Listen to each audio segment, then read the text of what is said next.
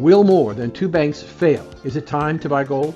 Recently, the FDIC took over two banks that were in trouble. Now we have reports that an additional 20 regional banks have in excess of $650 billion in bond losses. The Fed admits that their increase in interest rates have done little to bring inflation under control. They may well increase the amount and frequency of interest rates. Isn't it time to consider gold in your portfolio? From January 1st, 2023 to today, the price of gold is up twice as much as the S&P 500. Go to blacksandwhites.us, click on the gold bar, and reach out to Advisors Metals and ask Ira, is gold right for you? Call now. It's important.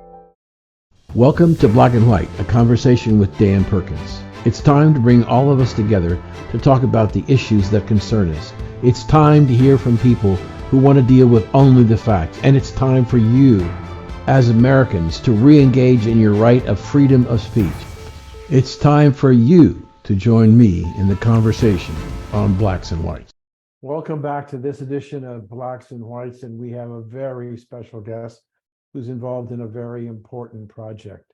Her name is Alicia Miller, and she's the executive director of Our Mother's Home. Welcome. Hi, Dan. Thank you for having me. My pleasure. I've been wanting to find somebody like you for a long time, and you have a very unique program that you're running. Tell my audience about Our Mother's Home. We do. Our Mother's Home is a local nonprofit to the Southwest Florida area that's been here for 23 years, and we are one of a kind. We are a maternity group home, and we're licensed by DCF. So basically, if a teen girl in the foster care system becomes pregnant, which they are 30% more likely than quote unquote normal teen girl to become pregnant, they no longer have a place to stay. Usually they're in a foster home, and that foster home normally does not want a child that's pregnant or with a baby. And sometimes it's not that they don't want it as much as they aren't licensed for a baby. And then any group home that's licensed by DCF, it has to have a special maternity category to it. So if they're in a regular group home, they can't stay there while they're pregnant. So we are the only one in Southwest Florida, from here to Tampa, Miami, that's licensed by DCF. And we take in girls ages 11 to 18, and they are pregnant or they have a child under the age of 5. When we talked originally, when you told me 11 to 18, I was shocked at age 11. Yes. And do you have any idea how many children who are having children at the age of 11 or 12 that have been through your facility? Thankfully, not too many. I've been here for 2 years, and in my time frame, we have one currently. And then the next youngest age I've seen is 14. Now, we currently have a resident who came to us last year when she was 11. She had just given birth, and she left for a little bit, trying to just kind of figure out what was going on in her life. Most of the time, and definitely in this case, it was not a chosen pregnancy. It was not something that she was doing on her own accord. It was happening at home without her. It was a roommate of her mom, so nobody knew what was going on. And she actually didn't even know what being pregnant meant. She had no idea. She is a little bit bigger, and she gave birth on her bathroom floor because she had no idea she was pregnant. And we took her straight from the hospital and the baby. There was a brief period of time where they weren't really sure if she was going to keep the baby. She just really, it was a lot of things to process. So flash forward a year later, and she is actively working a case plan and trying to still decide if she wants to be a mom, but she's doing the best that she can, and she's with us right now. She just turned 13, and her son is 19 months. I don't want to sound critical.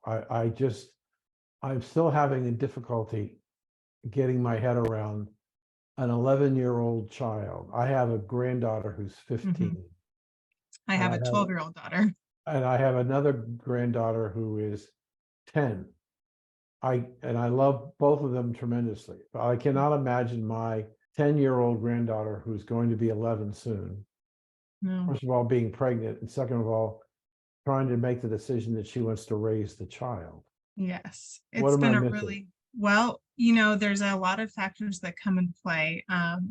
And something that you and I might be missing would be a cultural aspect. It's a Hispanic family from Immokalee, which is a large portion of our residents, and they have a completely different cultural approach to life and feelings on that.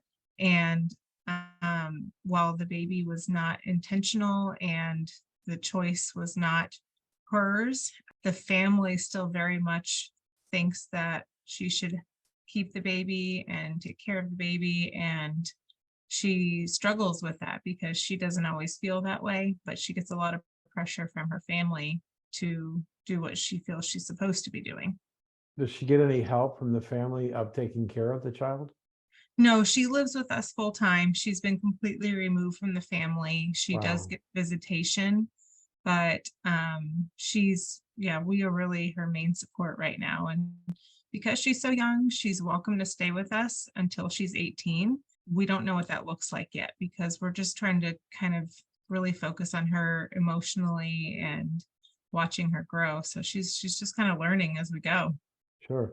Is she a candidate for a young girl who would give the baby up for adoption? She is, yeah. So this is a unique situation. Most of the time, so the reason our mother's home was created by a woman named Helen Coppage back in 1994, she came up with the idea because her and her husband were foster parents to many teenagers over the years. And every now and then they had a teenager that became pregnant. And at that time, there was no place for these teen girls to go with their baby. So almost every time the baby was separated at birth from the mom automatically. If the girl was in foster care, they just kind of believed there's no way she can take care of a baby. She's kind of a product of the state. So we will take the baby and then put that baby in foster care as well. So she created this home because she wanted those young women to be able to stay with their baby if they wanted. So 99% of the time, these girls have custody of their own baby, and we're here to just support them. And our mission is geared towards the moms. And we give them life skills. We require that they take parenting classes. We require that they are in school of some sort, and we support them financially and help them grow and become better moms. This situation is unique in that we actually have custody of the mom and the baby, which has only happened one other time since I've been here. And so it's a little bit extra level of care and caution, making sure that she's learning, but also making sure the baby's safe in our care while she learns. So tell us about your facility. So we were built in 2000 for this purpose. So it's a very unique building, and it's a half office, half home. It's about 5,000 square feet. And when you walk in the front door, it looks just like an office building with a front desk and a lobby and everything like that. And then you go down the hallway a little bit and there's another door. And when you open that, it turns into a home. People are often surprised when they take a tour here of how much like a regular home it feels like. And it is 5 bedrooms, 5 baths. We have a living room, dining room, kitchen, play area. And the girls, I mean, it is their home. So they do everything a normal home would do. They have chores, they clean, they cook.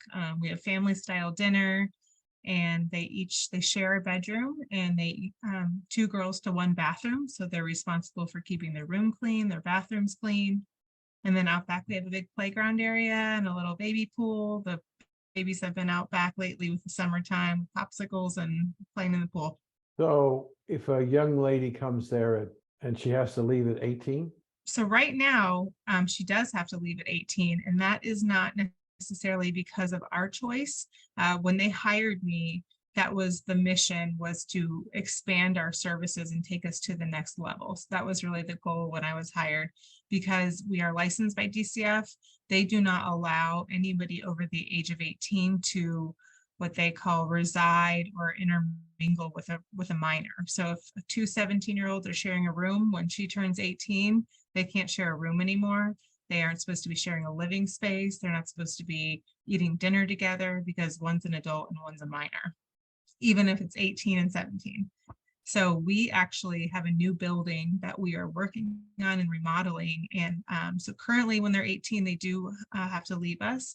But this new building, there's an entire upstairs with 3 bedrooms, 2 baths, a living room, laundry, kitchen, and then they'll be able to transition because we recognize, and we have recognized for some time that when they're 18, just like any normal 18-year-old, they're not necessarily ready to just go off on their own and be completely self-sufficient. So we want to help them transition slowly. It's probably the wrong word that I'm going to use, but I'll use it anyway.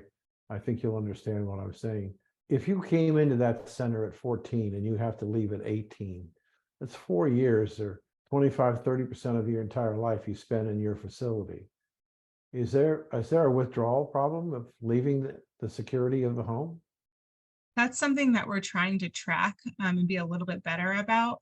For 23 years, we've been able to say we've helped so many moms and we've done all these things, but then we really don't have, in my opinion, a strong enough record to show what they're doing beyond that. Because when they leave, they don't have to contact us again. We do get girls that reach out to us and say, I used to live there. I was so thankful for you guys. But I'm sure when they leave, there is a withdrawal period, especially for some of our residents. We have a resident that's been with us for 5 years. Her baby was born here. So she does not, when she's getting ready to leave, but she will be at the end of the summer, we are a little bit fearful of what will happen because she's never really had to do anything on her own. But that is why we have a case manager, why we have them apply for jobs, why we have them stay in school, so that that's the goal, to help them become independent. So you have a program that helps them face that ultimate decision at 18 that they have to leave and they have to go out on their own. Oh yeah, and we would never while they don't necessarily have the ability to live here right now, we would never just say, okay, you're 18, goodbye, see you later. They can call us anytime. I just actually last weekend brought diapers and clothing and wipes to one of our former residents who is unfortunately pregnant again, but she is okay. She just still needed a little bit of help. So we're still providing things for them when they leave if they need help. What is the typical stay? How long? The average stay, I would say, is about 8 months. However, it really ranges from anything from just a couple of weeks to, like I said, 5 years. We've been talking and having a very interesting conversation about a very important subject, and that is providing care for young girls or children, by description, 11, 12-year-olds who find themselves in a pregnancy position. And we've been talking to Alicia Miller. How can people follow what you do? We are on social media. Our main social media outlet is Facebook, and that seems to be the demographic that we reach the most. But we are always posting stories, pictures, videos of the moms and babies, sharing the outings that they're going on, and a little bit of information about us. And then also our website, ourmothershome.org, has all of our background, our history, our board of directors, and some success stories and photos there as well. We'll be right back with Alicia.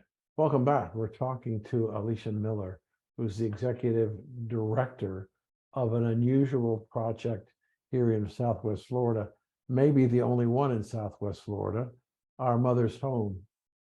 When we went to the break, we were talking about young women as young as 11, and we talked about the transition of getting ready to leave your facility and to go out on their own. But we didn't talk hardly at all last time, so let's do it this time. What's the typical day? What are the responsibilities of a mother in your program? So we try very hard to do 2 things. One, create normalcy. I myself have 2 teenagers at home, so it's interesting to kind of go back and forth, but I try to keep that in mind and think anything that we request of the moms here is not anything that I wouldn't request of my own children or wouldn't expect from my own children, and vice versa. But also we want to make sure that when they leave here, they have enough life skills and independent skills to be able to sustain, because the whole point of our mission is to break that generational cycle. So the last thing we want is for these babies of the moms to end up in the foster care system like they have. And that happens quite often just in that generational repetitive cycle. So on a normal day when we're not in the summertime, they are up by 6 a.m. They're getting Whoa. themselves ready. Yeah. Oh yeah, they're early. They get themselves ready. They have to get their babies ready for school completely on their own.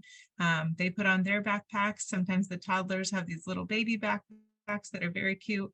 And then we partner with the school district of Lee County, and all of our girls attend the Young Parent Education Program. It used to be called LAMP. They changed the name this year, but they get on the bus together with the babies. There's car seats on the bus, and they are taken to school. And in that school, the school is a lot more flexible. It's very small, and it's full of girls from all over the school district who are pregnant or have a child, and they can continue their education. They get a normal high school diploma, but the classes are much smaller, and they do all have an educational class for parenting specifically so that they can learn how to improve their skills. And then next door is actually a daycare where their babies attend, and they're able to go in and check on them. If they're a nursing mom, they can leave class and nurse regularly. It's just a great way for them to bond and also kind of stay on top of their mom skills and their education skills. And then they come home, they do their homework. We have family style dinners, and they trade off. Every resident has one night of the week that they're required to cook. We provide the food, the recipe, our staff helps them, so they're learning how to cook as well. And then after dinner, they have chores, and they do their bath times with the babies and bedtimes. And then they kind of do that all over again. But it's normal in that they're doing a teen lifestyle of school, but then they're also doing normal mom stuff as well. So they have a lot going on. And whether they were pregnant willingly or intentionally or not, they have a lot going on their plate. So as it relates to their education, is there a curriculum similar to what they might see in the public school that they're being taught? Oh yeah, they attend a public school, a Lee County School District public school. It's just a smaller scale. So instead of having 25 kids in one classroom, there's usually more like 7 or 8. And especially if they're pregnant, that can be a difficult time if they're going to a normal public school with some sort of teasing, and sometimes teachers just aren't understanding what they're going through. So going to the school that they go to, there's a lot more understanding going on when they're pregnant. Specifically, towards the end of pregnancy, you have doctor's appointments every single week that you have to go to make sure the baby's doing well and is healthy.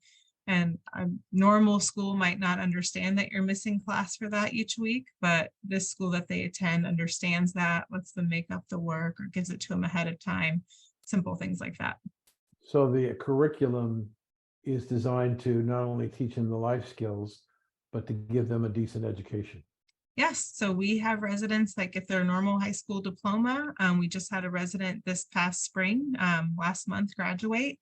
She got her diploma, and she's very excited. She's actually enrolled in the Fort Myers Technical School, and she wants to be a mechanic. So she's in the automotive program that she's going to start in the fall, and she's very excited about it.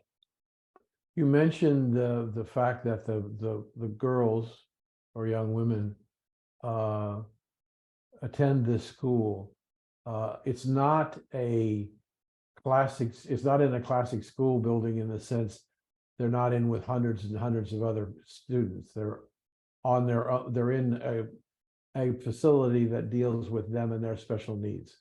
It's about 60 girls in the school. And I say girls, they actually just this past year opened it up to fathers as well. So they're trying to encourage the dads to get involved and not put it all on the moms.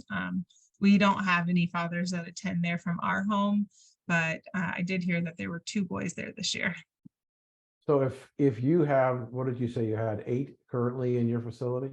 We are licensed for 10. We typically don't go over 8 because of our current building size. Our new building does have 10 bedrooms. And then right now we have 5. Okay. So when a young woman comes to you and she's bringing her baby, or she's pregnant, going to have the baby, are we talking about a situation where you mentioned that some of them have jobs? Who takes care of the baby while mom's at work? So our mother's home does that. We require our girls to get their education, and that can be via typical high school, or if they come to us and they've already dropped out or they're so far behind, then we'll sign them up for GED classes and we ensure that they are working towards their GED. If they've completely graduated already and they've come to us, then we do require that they work a minimum of 20 hours per week. Some of them are in high school, and just like a normal kid, they want to work, they want extra spending money. And so in order for them to have a job, if they're in high school, we have a rule, a house rule, that they have an average of A, B's, and C's on their report card.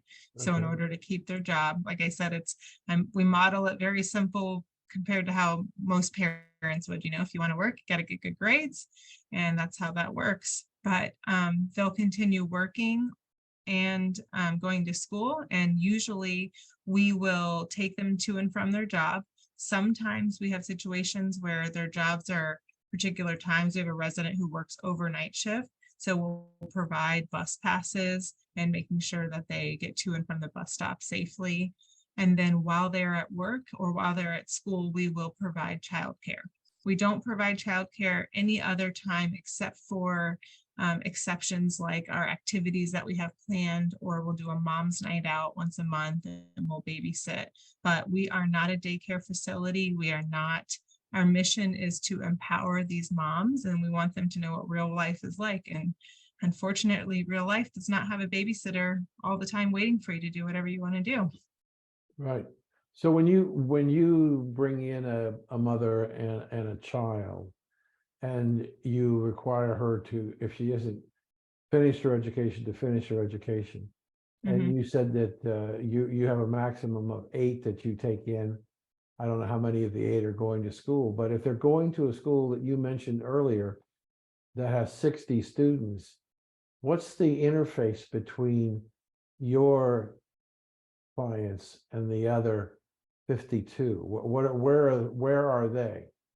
They are just, I want to say, normal teen girls that somehow got pregnant. I actually used to be a high school teacher in my past life, and I was at a local high school here. And, I had 2 students that I can recall that became pregnant while I was teaching. And they both chose to go to this school. It's called LAMP.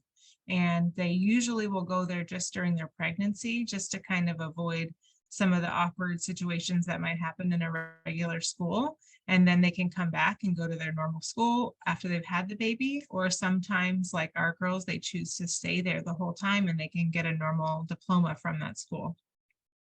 But I guess what I'm looking for is, have you ever had a situation of animosity of the 52 to the 8? No, I think they're all mixed in, and unless they choose to say that they're a resident at our mother's home, there's really no reason that some of those girls would even know that these girls are in the foster care system. I think, thankfully, girls like this tend to bond together more than against each other. Really, they're all in the same boat. They're all young and they all have a baby and they're going through this together. So thankfully, they form friendships more than animosity towards each other. The 52 that are not part of your program that go to school, do they are they in the foster care system, or is there something else? No, they're just probably at home with their families. Okay. Yep. So you mentioned you're building a new building. Mhm. Is the plan has been drawn up? We actually purchased a building that already exists, and it's being renovated. So we purchased it outright in March of 2022. So it's been just over a year, and it was vacant since Hurricane Irma. So it was vacant for 5 years, and we have been slowly remodeling it. We had a little bit of a setback with Hurricane Ian, had some damage and some funding reallocated, but it is completely gutted. It just got a new roof, and we're going to start really full steam ahead next month. We've already got all the permitting, the plans, we've got our contractor, everything's ready to go. And you said that will have 10 bedrooms? Mm-hmm. So between the 2 buildings, you'll be able to take 18? We are actually going to sell this location and move completely into the other one. And in addition to the 5 extra bedrooms, we also will have a community pantry for young moms in the area that just need supplies for themselves and their babies, but have a place to live. And we'll have a community education room where we can offer classes like budgeting, life skills, lactation, anything like that, that anyone from the community can come and take for free, not just those that live with us. So we're really just trying to expand our services to more young parents in the area. When do you think it'll be ready? It's a great question. That's the $1 million question. The goal is by the end of this year. And how do you get your funding? We are 40% funded by DCF, the Department of Children and Families, and then the rest of it comes from grants and donations. Okay. How do people make grants and donations to your program? If they know of a grant that we don't know, that we don't currently receive, please, they can email me. My email is on our website at ourmothershome.org, and I can apply. If they're interested in donating, they can donate at our website, or they're always welcome to send me an email or call, and I can give them a tour of the building and really go through our services, and they can figure out what kind of donation works best for them. Super. Thank you so much for joining us. We've been talking with Allison Miller, who is the executive director of Our Mother's Home here in Fort Myers. You're doing the Lord's work, and I know you're not religious, but I can say that because I am religious. Oh, no, it's okay. Thank you for joining us. Thank you, Dan. I appreciate it. We'll be right back. We are Americans, male and female, from many races and cultures from all over the world. One thing above all else is we are patriots who protect our nation and defend, when necessary, our Constitution from attacks both foreign and domestic. Today, as American patriots, we must take back our country from those who want to destroy it and us. We must start by taking back our children and their education. Parents, not unions, should be in charge of our children's education. We must be sure that they are taught about the greatness of America and its people. Our children should not be indoctrinated with the belief that parents are racist and are evil and trying to destroy the world. As patriots, we must take back our country from foreign nations who want to destroy us and our way of life. Yes, as patriots, we want America to be first. We want an open and fair trade policy, energy independence, safe cities, and secure borders where we can grow and prosper as a nation of free people. Become an American patriot. Help take back America by voting Republican. Thank you for joining us today, and we'd like to hear your comments or questions. So go to bwradionetwork.com. That's bwradionetwork.com, and give us your questions or comments. And thanks for joining us today.